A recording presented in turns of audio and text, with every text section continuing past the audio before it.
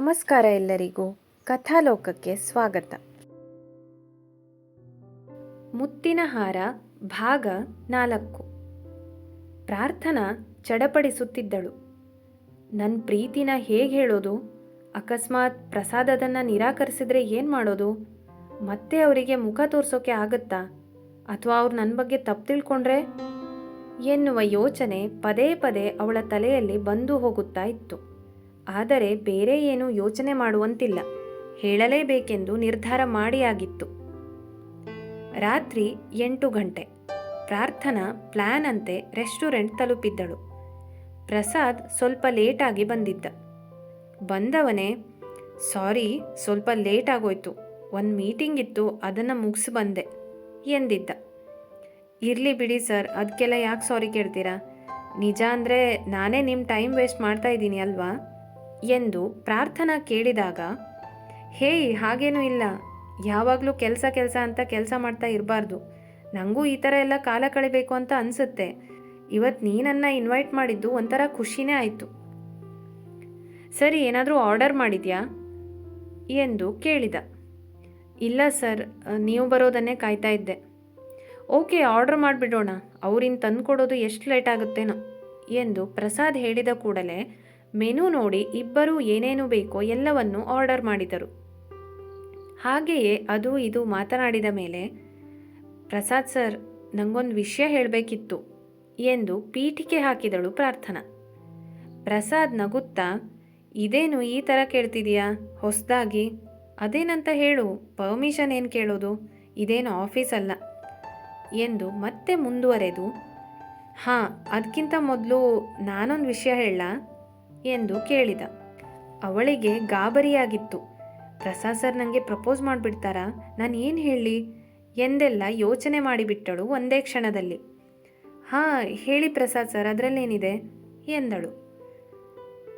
ನಾನು ಯಾರ ಜೊತೆನೂ ಈ ಥರ ಹೊರಗಡೆ ಡಿನ್ನರ್ಗೆಲ್ಲ ಬಂದವನಲ್ಲ, ವಿಶೇಷವಾಗಿ ಹುಡುಗಿರ ಜೊತೆ. ಇವತ್ತು ನೀನು ಕೇಳಿದಾಗ ನನಗೆ ವಿಚಿತ್ರ ಅನಿಸ್ತು, ಆಶ್ಚರ್ಯನೂ ಆಯಿತು. ಆದರೆ ನಿರಾಕರಿಸೋಕ್ಕೆ ನನಗೂ ಮನಸ್ಸು ಬಂದಿಲ್ಲ. ಅದು ಯಾಕಂತ ನನಗೂ ಗೊತ್ತಿಲ್ಲ ಎಂದ ಪ್ರಸಾದ್. ಪ್ರಾರ್ಥನಾಳಿಗೆ ಮನಸ್ಸಿನಲ್ಲಿ ತುಂಬಾ ಖುಷಿಯಾಗಿತ್ತು. ಆದರೆ ಅದನ್ನು ತೋರ್ಪಡಿಸುವಂತಿರಲಿಲ್ಲ. ಅವಳು ನಗೆಯೊಂದನ್ನು ಬೀರಿದ್ದಳು. ಇನ್ನೊಂದು ವಿಷಯ, ನೀ ನನಗೆ ಸರ್ ಅಂತೆಲ್ಲ ಯಾಕೆ ಕರಿತೀಯ? ಇಲ್ಲಿರೋದೇ ನಾವಿಬ್ರಲ್ವಾ, ಇದು ಆಫೀಸ್ ಕೂಡ ಅಲ್ಲ, ಪ್ರಸಾದ್ ಅಂತಾನೆ ಕರಿ. ನಿಜ ಹೇಳಬೇಕಂದ್ರೆ ನನಗೆ ಆಫೀಸಲ್ಲೂ ಕೂಡ ಯಾರೂ ಸರ್ ಅಂತ ಕರೆಯೋದು ಇಷ್ಟ ಇಲ್ಲ. ಆದರೆ ಅಲ್ಲೆಲ್ಲ ಹಾಗೆ ಅಭ್ಯಾಸ ಆಗಿಬಿಟ್ಟಿದೆ ಎಲ್ರಿಗೂ. ಇನ್ನು ನೀನಂತೂ ಸರ್ ಅಂತ ಕರೀಲೇಬೇಡ, ಅದರಲ್ಲೂ ನಾವಿಬ್ಬರೇ ಇದ್ದಾಗಂತೂ ಎಂದ. ಪ್ರಾರ್ಥನಾಳಿಗಂತೂ ಇವತ್ತು ತನ್ನ ಮನಸ್ಸಿನಲ್ಲಿರುವ ಭಾವನೆಗಳನ್ನು ಹೇಳೇ ಬಿಡಬೇಕು. ದೇವರು ತುಂಬ ಒಳ್ಳೆಯ ಅವಕಾಶವನ್ನು ಕೊಟ್ಟಿದ್ದಾನೆ ಎಂದು ಒಳಗೊಳಗೆ ನಗು ಬಂದಿತ್ತು. ಸರಿ, ಅದೇನೋ ಹೇಳಬೇಕು ಅಂತ ಅಂದ್ಯಲ್ಲ, ಪೀಠಿಕೆ ಹಾಕಿದ್ಯಲ್ಲ, ಏನದು ಹೇಳು ಎಂದ ಪ್ರಸಾದ್. ಪ್ರಾರ್ಥನಾ ಇನ್ನೇನು ತನ್ನ ಮಾತನ್ನು ಶುರು ಮಾಡಬೇಕು ಅಷ್ಟರಲ್ಲಿ ಜೋರಾಗಿ ಚಪ್ಪಾಳೆಯ ಸದ್ದು ಕೇಳಿತ್ತು. ಆ ಕಡೆ ನೋಡಿದರೆ ಏನೋ ಸಂಭ್ರಮಾಚರಣೆ, ಏನೆಂದು ತಿಳಿಯಲಿಲ್ಲ. ಆದರೆ ಜೋರಾಗಿ ಚಪ್ಪಾಳೆ, ಬಲೂನ್ ಹೊಡೆದ ಶಬ್ದ, ಜನರ ಕೂಗು ಕೇಳುತ್ತಲಿತ್ತು. ಪ್ರಸಾದ್ ಅಲ್ಲೇ ಹೋಗುತ್ತಿರುವ ವೇಟರನ್ನು ಕರೆದು ಏನೆಂದು ಕೇಳಿದ. ಅದಾ, ಕಾಲೇಜ್ ಮಕ್ಕಳು ಸಂಭ್ರಮಿಸುತ್ತಿದ್ದಾರೆ, ಹುಡುಗಿ ಕಡೆಯಿಂದ ಪ್ರೀತಿಗೆ ಒಪ್ಪಿಗೆ ಸಿಕ್ತಂತೆ ಎಂದು ನಗುತ್ತಾ ಹೇಳಿ ಹೋಗಿದ್ದ ಅವನು. ಇದನ್ನು ಕೇಳಿದ ಕೂಡಲೇ ಪ್ರಸಾದ್ ಪ್ರಾರ್ಥನಾಳನ್ನುದ್ದೇಶಿಸಿ, ನೋಡು ಪ್ರಾರ್ಥನಾ, ಈ ಪ್ರೀತಿ ಪ್ರೇಮ ಅಂತ ಟೈಮ್ ವೇಸ್ಟ್ ಮಾಡಿ ಜೀವನ ಹಾಳು ಮಾಡ್ಕೊಡ್ತಾ ಇದ್ದಾರೆ ಈ ಮಕ್ಕಳು. ಇದೆಲ್ಲ ಏನೂ ಇರಲ್ಲ ಜೀವನದಲ್ಲಿ, ಸ್ವಲ್ಪ ದಿನ ಅಷ್ಟೇ, ನಂತರ ಅಪ್ಪ ಅಮ್ಮ ನೋಡಿದ ಹುಡುಗನನ್ನು ಮದುವೆ ಆಗ್ತಾರೆ ಈ ಹುಡುಗಿರು ಎಂದ. ಪ್ರಾರ್ಥನಾಗೆ ಈ ಮಾತು ಅಷ್ಟಾಗಿ ರುಚಿಸದೆ ಅವನನ್ನೇ ಪ್ರಶ್ನಾರ್ಥಕವಾಗಿ ನೋಡಿದಳು.